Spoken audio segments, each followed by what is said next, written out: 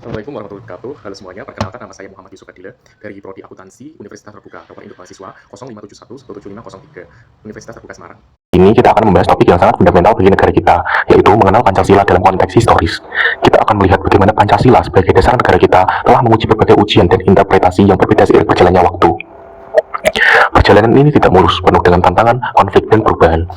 Kita mulai dari awal, yaitu masa revolusi fisik tahun 1945 sampai 1950.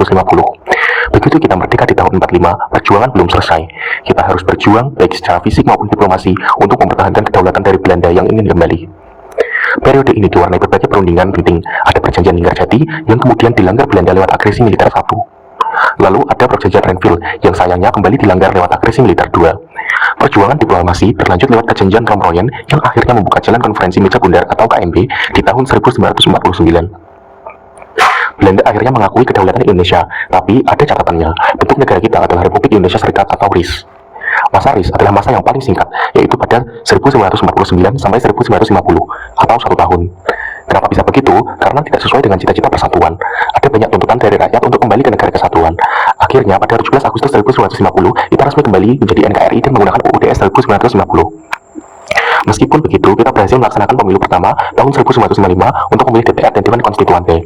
Akibat kegagalan dan situasi politik yang kacau, Presiden Soekarno mengeluarkan dekret Presiden 5 Juli 1959 yang intinya bubarkan Konstituante dan kembali ke UUD 1945. Dekret membawa kita ke masa Orde Lama atau era demokrasi terpimpin.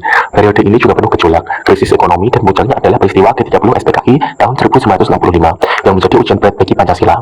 Terakhir, kita masuk ke masa reformasi 1998 sampai sekarang.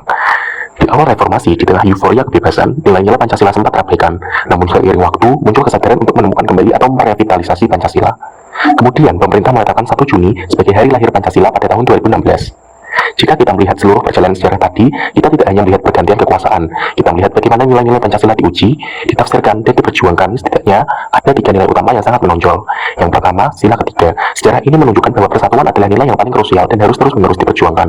Kedua, sila keempat. Sejarah ini mengajarkan bahwa Indonesia masih terus belajar mencari format terbaik untuk sila keempat, yaitu demokrasi yang sesuai dengan kepribadian bangsa. Dan yang terakhir, sila kelima. Tuntutan utamanya adalah keadilan dan pemerataan, yang masih kita perjuangkan sampai hari ini. Relevansi untuk generasi muda saat ini adalah bagaimana nilai-nilai itu relevan untuk kita yang hidup di era digital. Belajar dari sejarah, kita harus menjadi generasi yang melek digital. Kita harus menggunakan medsos untuk menyebarkan narasi persatuan, bukan kebencian. Kita harus berani memutus rantai hoax. Kita punya hak bersuara yang diperjuangkan reformasi. Gunakan hak itu secara bertanggung jawab. Sampaikan kritik yang konstruktif, jangan golput, dan beranilah berpendapat sekaligus mau mendengar pendapat orang lain.